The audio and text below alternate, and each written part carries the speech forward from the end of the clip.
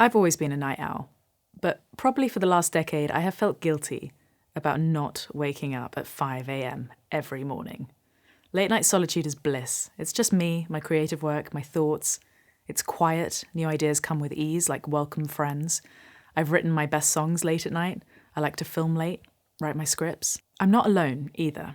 Famous night owls include Bob Dylan, Winston Churchill, Fran Lebowitz, Prince, Carl Jung, Tolkien, Christina Aguilera, and Vincent van Gogh said, "I often think that the night is more alive and richly coloured than the day."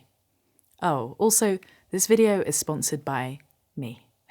If you enjoy my channel, then one of the best ways to help support it is to take a look at my Patreon page. There is a link in the description. But anyway, back to the video. Taylor Swift describes her latest record, Midnights, as the stories of 13 sleepless nights scattered throughout my life. This is a collection of music written in the middle of the night, a journey through terrors and sweet dreams, the floors we pace and the demons we face.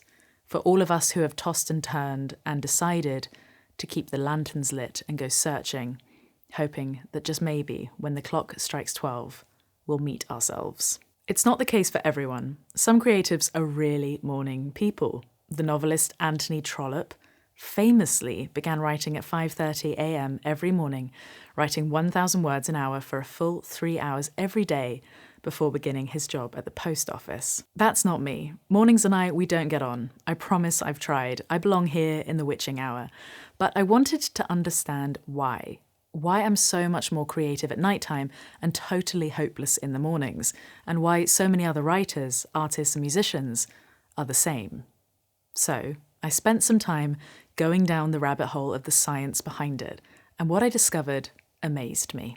So, the term night owl is a shorthand term for the chronotype that drives people to go to bed later and rise later, in contrast with early birds or larks who go to bed early and wake up early. A chronotype is defined as the behavioural manifestation of your underlying circadian rhythm's physical processes. Circadian rhythms are physical, mental, and behavioural changes that follow a 24-hour cycle. These natural processes respond primarily to light and dark. Put simply, it's a series of internal goings-on in your body that determines whether you like to get up early or stay up late.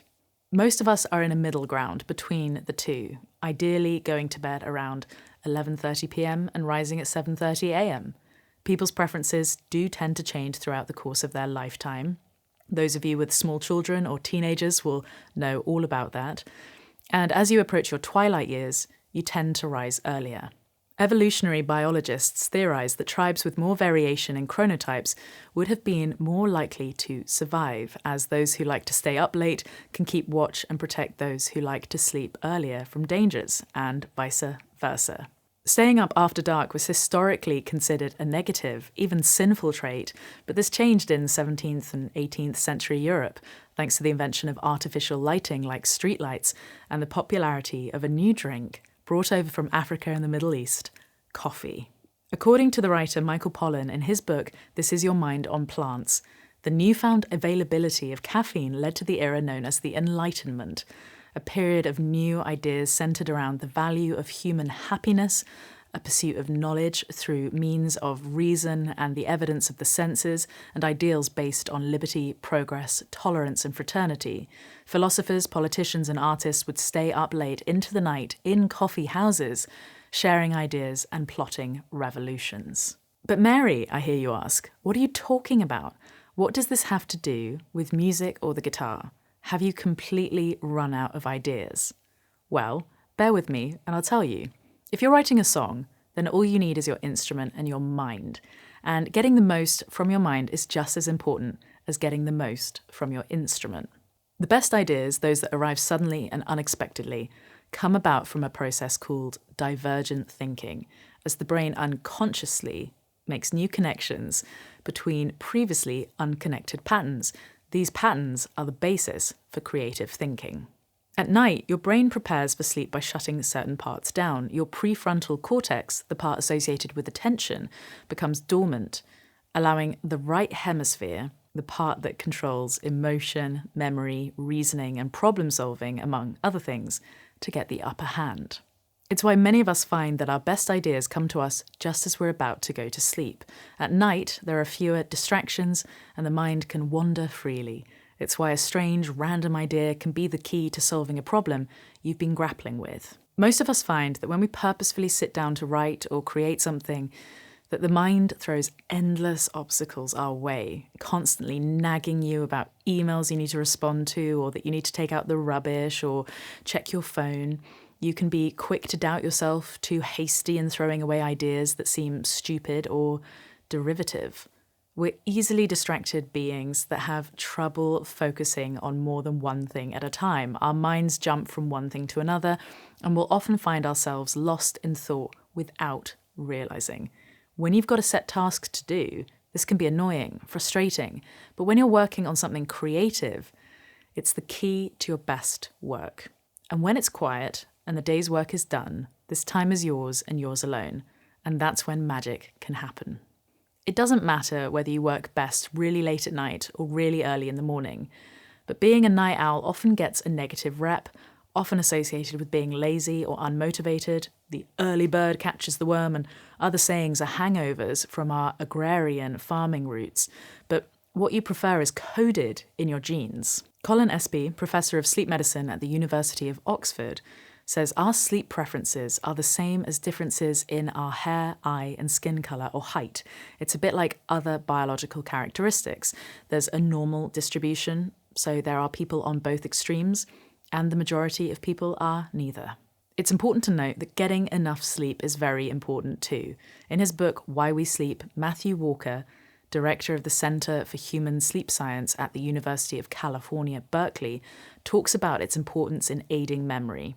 Sleeping after learning allows for memory integration and retention benefits, which is why you remember things better once you've gone to bed. So stick to the hours you prefer and don't feel guilty about it. You don't have to wake up at 4 a.m. if you don't want to. You're not a Navy SEAL. We all have natural peaks and troughs during the day and night, so learn what works for you. So back to the sponsor of this video, me. I am an independent artist without a label or management. My patrons are my true fans, the ones who make doing what I do possible by funding my original music and helping me make better videos. There are a few different tiers to choose from, and you can enjoy exclusive posts, get early access to my videos, behind-the-scenes photos, high-quality audio files of my music, discounts on my course site, and much, much more. You could even be credited on my debut studio album. So I'd love to see you over there at patreon.com/Mary Spender, and you can check out the full list of tiers and benefits. To end, here's Acquainted with the Night by Robert Frost. I have been one acquainted with the night. I have walked out in rain and back in rain. I have outwalked the furthest city light. I have looked down the saddest city lane.